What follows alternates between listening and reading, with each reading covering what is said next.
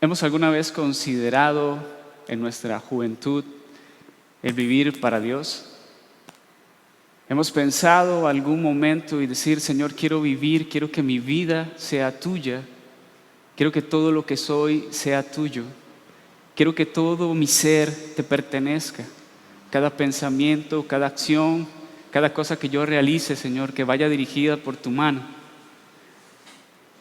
Si ese no ha sido nuestro pensamiento hasta ahora y si de verdad nosotros hemos entregado nuestra vida a Dios, jóvenes, no hay límite de edad para empezar a vivir para el Señor. No se necesita empezar a vivir para Dios a los 40 años, porque se dice, bueno, ya he cumplido, ya he vivido cosas, ya he experimentado cosas en mi vida y creo que ahora sí puedo dedicar mi vida al Señor. No hay límite de edad para empezar a vivir para Dios. Y hoy quiero hablarles acerca de un joven que desde muy pequeño empezó a vivir su vida para Dios. Pero antes de empezar a hablar de ese personaje que hoy les traigo, quiero decirles el tema de la enseñanza, y es un Dios que ve los corazones. Y para ello me gustaría que fuéramos a 1 de Samuel. Creo que ese versículo ya lo han leído quizás, pero vamos a leerlo una vez más. Nunca está de más. La palabra de Dios siempre nos enseña cosas nuevas cada vez que la leemos. Y el capítulo 16 de 1 de Samuel, verso 7. Esto, para ponernos en contexto, es cuando Samuel unge a David. Creo que es un pasaje, como les digo, bastante famoso y dice de la siguiente forma. Antes de leerlo, los hijos de Isaí habían llegado porque Dios había mandado a Samuel a ungir un nuevo rey que fuera sustituto del rey Saúl.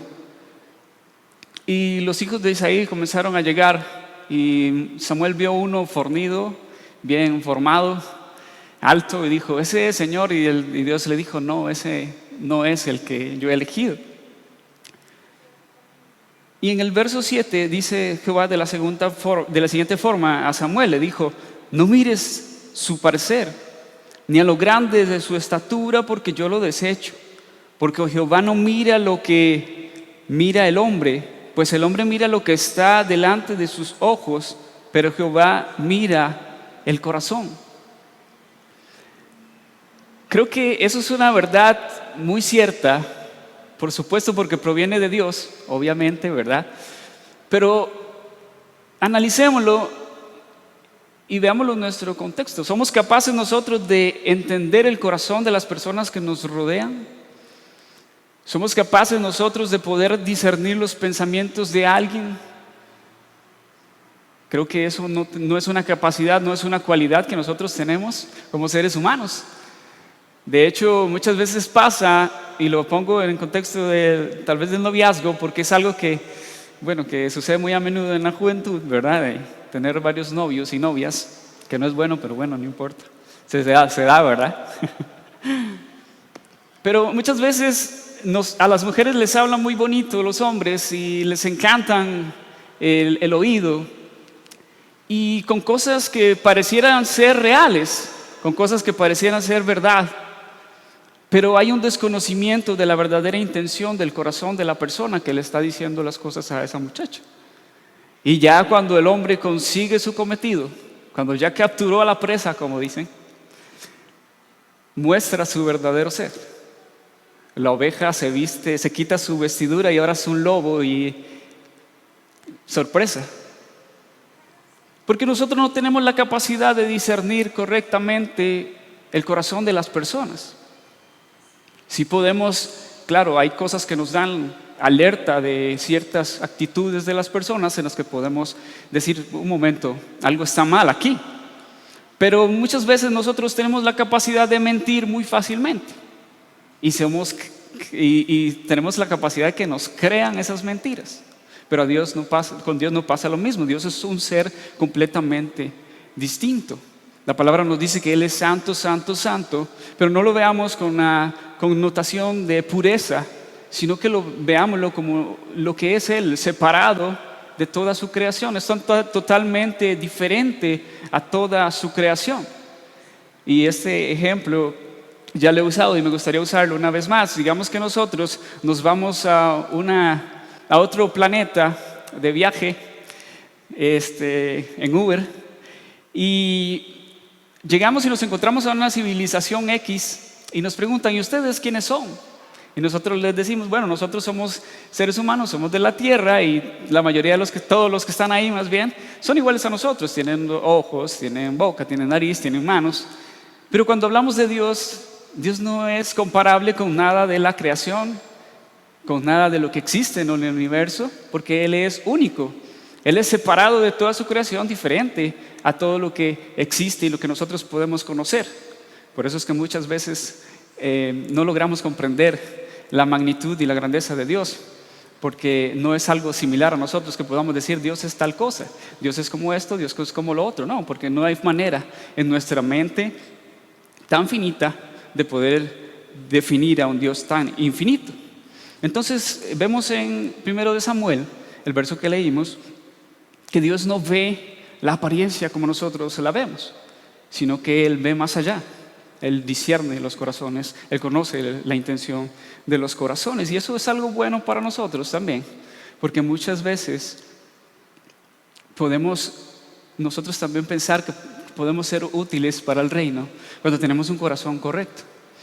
Pero antes de hablar de Samuel, me gustaría que habláramos de su madre, porque su madre tiene algo importante que enseñarnos también.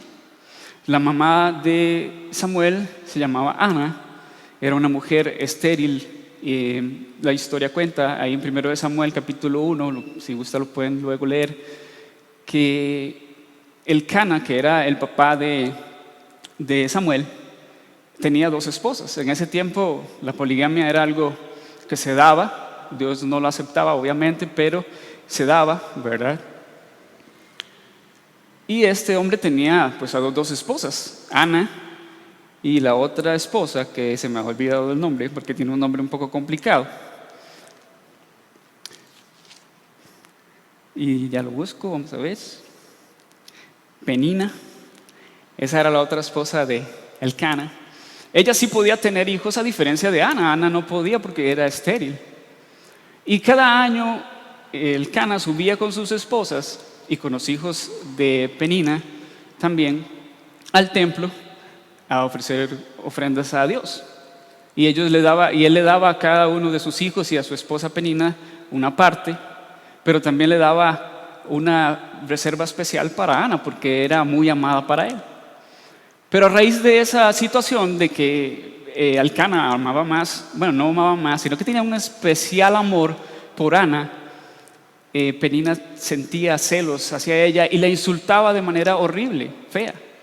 Le decía cosas que creo que para alguien que no puede tener hijos es algo doloroso, y ella la maltrataba en esa área de ella. Entonces, en un momento de su vida, Ana llega al templo y comienza a orar, a derramar su corazón, a decirle al Señor todo lo que había en ella, todo ese dolor que había dentro de ella, y comienza a hablarle a Dios y decirle las cosas, pero ella no estaba diciéndolas con palabras audibles, sino que ella estaba hablando desde su corazón, movía los labios y desde su corazón comenzó a hablarle a Dios y decirle las cosas que ella sentía dentro de sí. Y Elí es otro personaje que entra acá, que era el sacerdote del templo. Se levanta y ve a Ana hablando, moviendo los labios, pero no pronunciaba palabra, y dice: esta mujer debe estar borracha, debe estar ebria. Y como les digo, el hombre no ve el corazón como Dios puede verlo, como Dios puede discernir el corazón. Somos tan simples que nosotros somos prejuiciosos ante las cosas que vemos muchas veces. Entonces se acerca a Ana y le dice: ¿hasta cuándo vas a estar ebria, mujer? Y Ana le dice, no, mi Señor, yo no estoy ebria, sino que hay un dolor profundo en mi corazón y hay un deseo grande porque el Señor me dé hijos. Y en esa oración que ella estaba haciendo, ella dijo, Señor, si tú me das hijos, si tú me das un hijo, yo te lo consagraré a ti, no pasará navaja sobre su cabello, será un apartado para ti. Y Elí, bueno, escucha lo que ella dice y le dice, bueno, que el Señor haga contigo de esa manera, que puedas tener un hijo. Claro, lo que estoy haciendo es parafraseando, ¿verdad? Pero más o menos por ahí va la historia. Y ya ella, cuando Elí le dice estas cosas, ella se va tranquila, con una paz en su corazón. Y regresa y come y bebe y baja y regresan a su casa. Y Dios se acuerda de lo que Ana le había dicho y a su tiempo ella concibe a un niño y le llama Samuel. En el lugar en el que Samuel nace, el pueblo de Israel había venido arrastrando ciertas prácticas que iban en contra de la voluntad de Dios. Y estaban viviendo de una manera moralmente incorrecta, políticamente incorrecta también. Tanto es así que los hijos de Elí, Ofni y Fines, son también sacerdotes en el templo. Pero están haciendo cosas que son aberrantes delante de la presencia de Dios. Ellos están tomando las ofrendas que las personas llevan a Dios y están cogiendo lo mejor para ellos.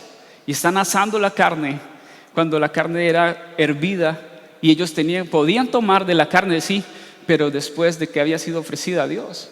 Y ellos estaban tomando a la fuerza las cosas que le pertenecían a Dios y usándolas para sí. Y eso es interesante porque nos habla de personas que están dentro de un servicio a Dios, de una congregación, pero su corazón no está con Dios.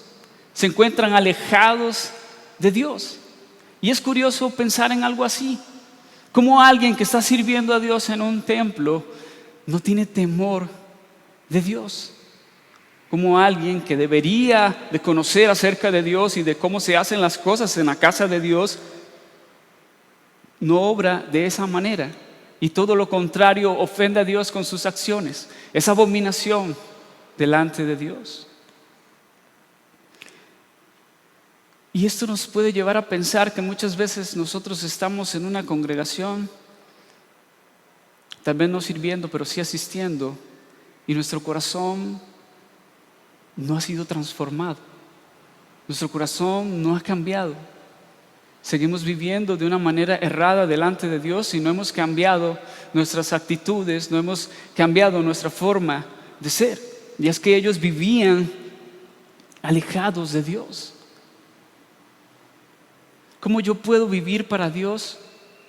¿Y cómo yo puedo entender cómo debo vivir para Dios cuando no me acerco a Dios para que Él me enseñe cómo debo vivir y cómo debo caminar? Y hay algo que nos pasa mucho a nosotros, y es que somos vagos y somos perezosos para conocer a Dios. Dios no se conoce solamente con videos de pastores que hablan, Dios no se conoce con personas que predican aquí adelante, Dios no se conoce con videos de personas hablándole a otros. No, Dios se conoce desde la intimidad de nuestros cuartos, Dios se conoce desde la intimidad que nosotros tenemos en oración con Él y lectura de la palabra.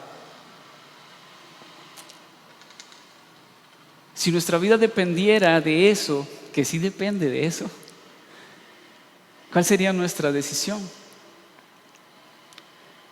¿Buscaríamos a Dios? ¿Conoceríamos a Dios?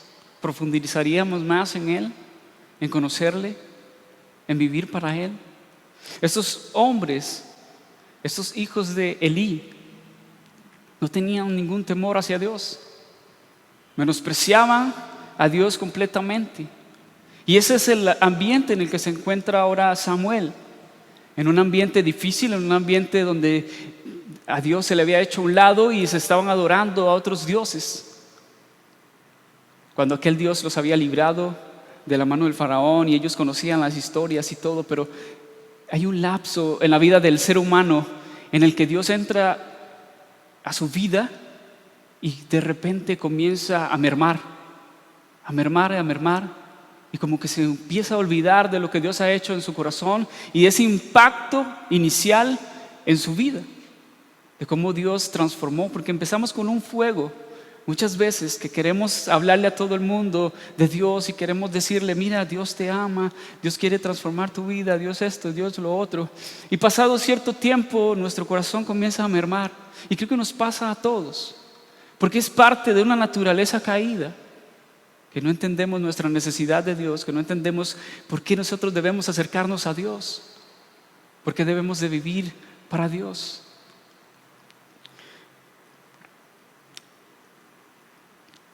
Y y Ana, ya después de que su hijo crece un poco, ¿verdad? Porque no lo iba a entregar recién nacido, ella primero esperó que destetarlo y criarlo un poco, y luego lo fue y lo entregó al templo en las manos de Elí. Pero ella lo visitaba cada cierto tiempo y le entregaba túnicas a su hijo. Y una noche, mientras Elí dormía y Samuel también dormía, Samuel escucha una voz que dice, Samuel. Y él pensó que era Elí que lo estaba llamando y se levantó rápido y dijo, sí, Señor, ¿me llamaste? Heme aquí. Les aclaro otra vez que estoy hablándolo en un contexto nuestro, ¿verdad? La palabra lo dice de una forma distinta, pero sí no usa las mismas palabras quizás, pero sí va, digamos, con un hilo igual. Y le dice, Eli, no, yo no te he llamado.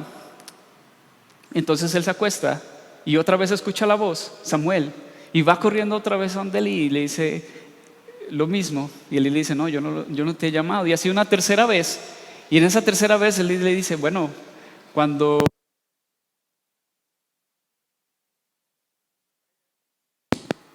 te vuelva a suceder, dile, habla Jehová que tu siervo oye. Porque Samuel todavía no había conocido a Dios. Era un pequeño todavía. Entonces Dios lo vuelve a llamar una cuarta vez y él le dice, habla que tu siervo oye.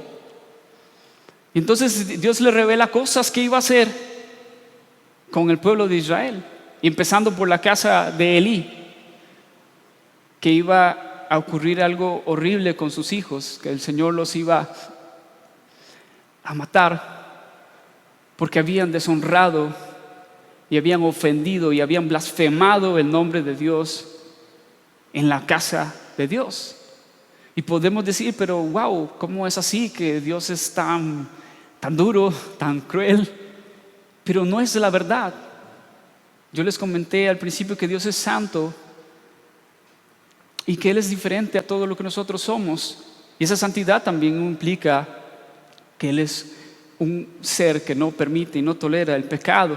Y el pecado que ellos habían cometido en la casa de Dios era tan grande que Dios estaba completamente airado con ellos. Y no había manera de que ellos fuesen salvos. No había sacrificio, no había ofrenda que evitara que la ira de Dios cayera sobre estos hombres, los hijos de Elí. Y para Samuel fue algo difícil poder decirle esas palabras que Dios le había dicho a él, de que la casa de Elí iba a sufrir, iba a pasar por muerte sus hijos y a Elí mismo.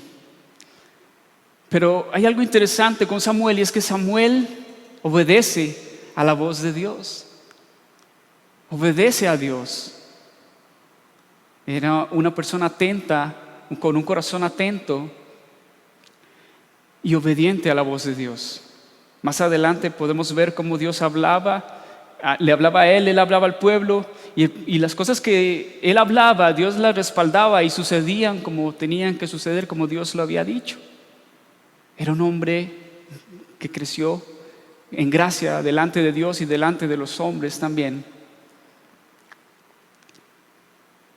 Y que obedecía a Dios en lo que Él le decía, aun cuando esto fuera difícil para la vida del pueblo de Israel. Y también nos habla el mismo libro de primero de Samuel, que él era un hombre con una relación con Dios bastante cercana también. ¿Cuántos de nosotros, jóvenes, hemos anhelado, hemos querido tener una relación con Dios profunda? ¿Cuántos han derramado su corazón delante de Dios en la intimidad de su cuarto, quizás en algún momento, y han dicho: Dios, háblame, úsame, quiero vivir para ti, quiero que mi vida te pertenezca, quiero hacerle o darle la espalda al mundo, quiero darle la espalda a todas estas cosas que hoy me ofrece el mundo, para vivir para ti, para tener una relación contigo profunda, cercana, donde tú me hables, donde tú me despiertes en la madrugada y aún en los sueños me hables, me reveles cosas. Y he sabido de personas que muchas veces incluso yo mismo, me he topado con que antes yo sentía cosas, antes veía cosas, experimentaba cosas en Dios, y por mi misma dureza de corazón y por la lejanía que muchas veces tenía de Dios, esas cosas dejaron de suceder en mi vida, dejaron de verse. El Señor me incomodaba en las madrugadas, yo me levantaba y oraba, y muchas veces eso no se valora, muchas veces eso no se desea, pero es Dios hablando a nuestros corazones, Dios diciéndonos: levántate, que quiero hablar contigo, quiero tener una relación contigo. Porque a diferencia de la mentira que han dicho muchos, que Dios no es un Dios personal, que Dios es un Dios quizás que se olvidó de su creación y la dejó a su suerte, eso es una mentira. Dios sigue hablando a los corazones de los jóvenes, Dios sigue hablando a los corazones de las personas, Dios sigue haciendo milagros, prodigios, Dios sigue siendo el Dios de ayer.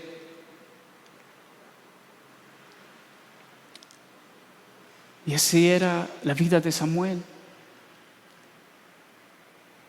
En ese libro, Samuel tiene un protagonismo muy pequeño quizás, no lo vemos demasiado mencionado, pero como Dios lo usa, es maravilloso, porque él era el último juez del pueblo que el pueblo de Israel iba a tener, y que iba a ungir, era el primer rey que Dios pondría en el pueblo de Israel a reinar.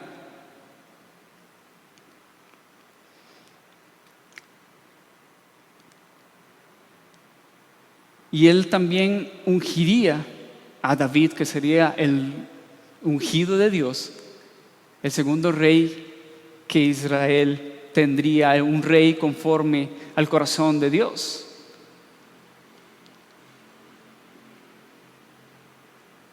Muchas veces nosotros anhelamos o queremos tal vez ser reconocidos y queremos tal vez tomar el protagonismo de las cosas, porque creemos que allí está lo mejor, creemos que allí es donde se encuentra la satisfacción, donde todos nos vean y nos digan: mira, ese es tal y tal persona. El reconocimiento muchas veces nos gusta,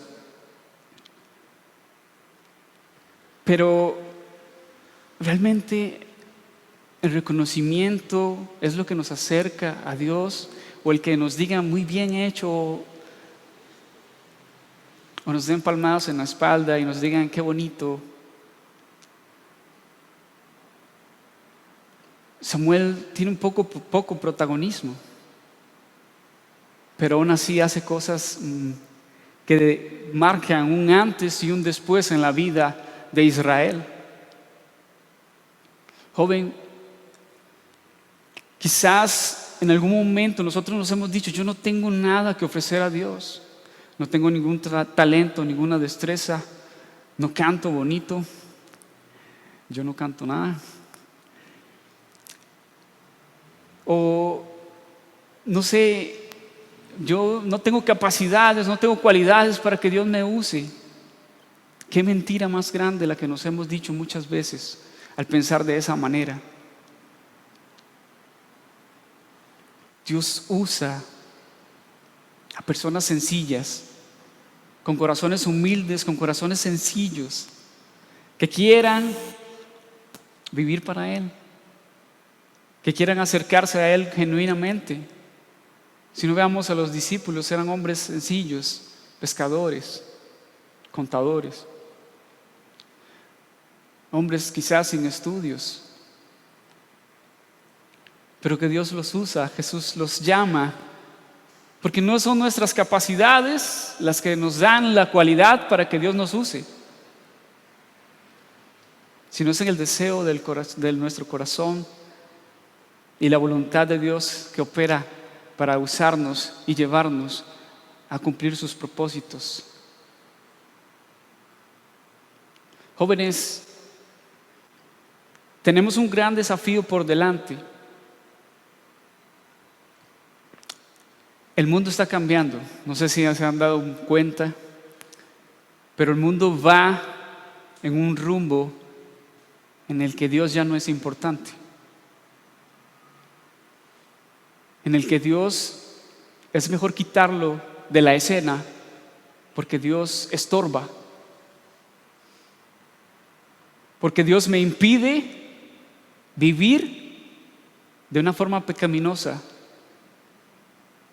El mundo va hacia eso y lo podemos ver en las manifestaciones, en los movimientos que hay hoy en día. Pro aborto, LGTB, la televisión misma, Disney hoy en día es una cosa terrible, de las cosas que empiezan a hablar ya. Las relaciones entre personas del mismo sexo ya están, pues, las encontramos allí mismo en Netflix. Hay un bombardeo grandísimo de estas cosas en el mundo. Y quizás esto nos llene como de una desesperación fea, o quizás nos mueva nuestras emociones y nos dé temor. Pero no debería de ser así. Porque si el creador de los cielos y de la tierra y de todos los hombres que hay en este mundo es el que guía nuestras vidas, no debemos de temer a lo que se levante, a lo que venga. Porque el mundo, como les digo, quiere rechazar la existencia de Dios. El necio en su corazón dice: no hay Dios. Porque quiero vivir mi vida conforme a mis deseos, conforme a mis anhelos, a lo que mi corazón quiere, y desenfrenadamente vivirlo, para luego darme cuenta al final de mis días y tal vez con negación orgullosa decir: no, yo viví y disfruté mi vida y cumplí mis objetivos. Sí, qué bueno, pero ¿cuál será tu fin? ¿Hacia dónde vas al morir?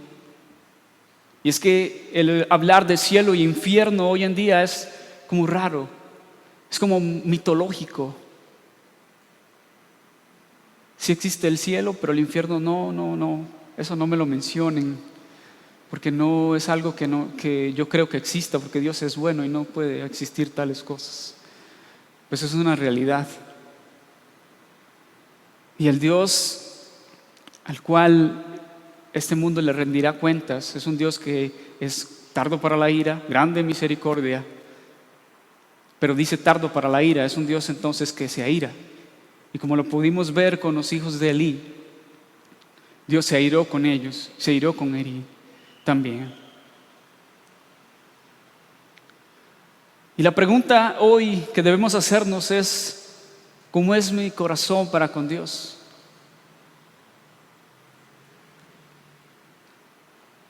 ¿Cómo es mi corazón para con Dios?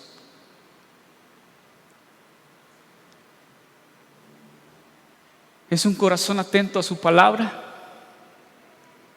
¿O simplemente vengo aquí, escucho, me voy y olvido todo lo que se me dijo o pongo en práctica, y aunque tal vez no recuerde todo lo que se habló,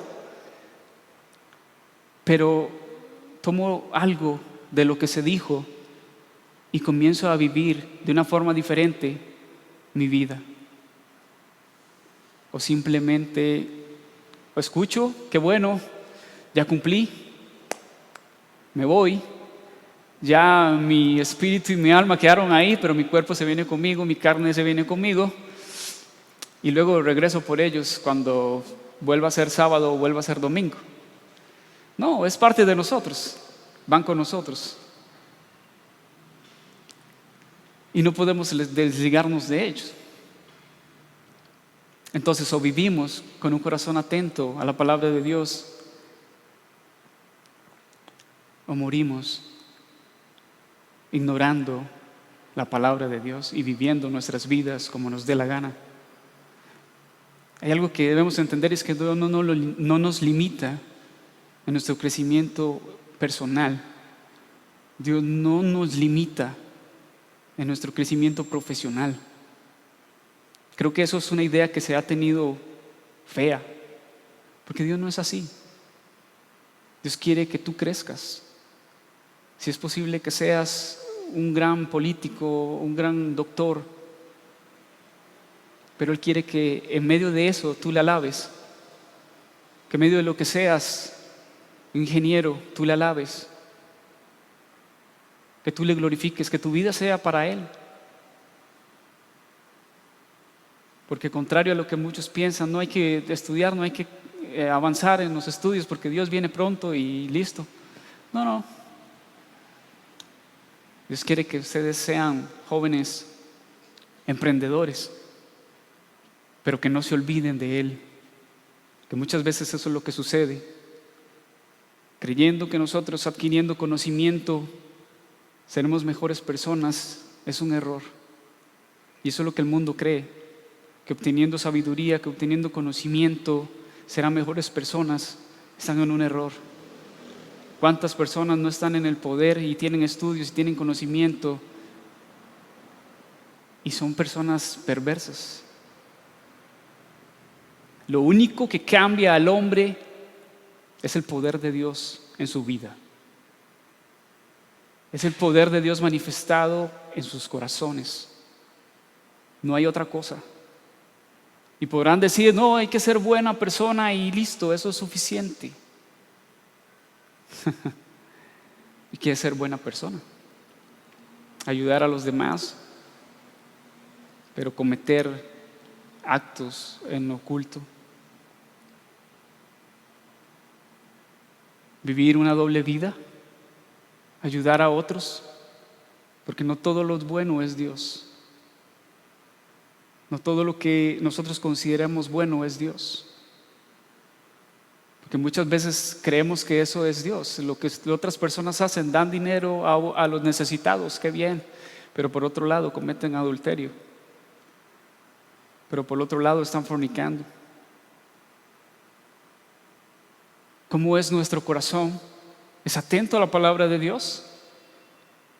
¿Desea obedecer su palabra a nuestro corazón? Porque no es suficiente oír, es necesario obedecer. Una parte difícil de realizar, porque no es en nuestras fuerzas que lo hacemos. Es Dios mostrando su misericordia con nosotros que nos ayuda. Él pone en nosotros el querer como el hacer, dice su palabra. Y no somos nosotros, porque si fuera por nuestras capacidades no haríamos nada. ¿O cuántas veces has querido dejar algo que te ha sido difícil y no has podido? Por luchar en tus fuerzas, por creer que tú puedes hacerlo y no depender de Dios para que Él te ayude a enfrentar las situaciones. ¿Obedecemos la palabra de Dios? ¿Quiero vivir para Dios? Esa es una pregunta que nosotros deberíamos de hacer y que sea importante en nuestra vida. ¿Quiero vivir para Dios?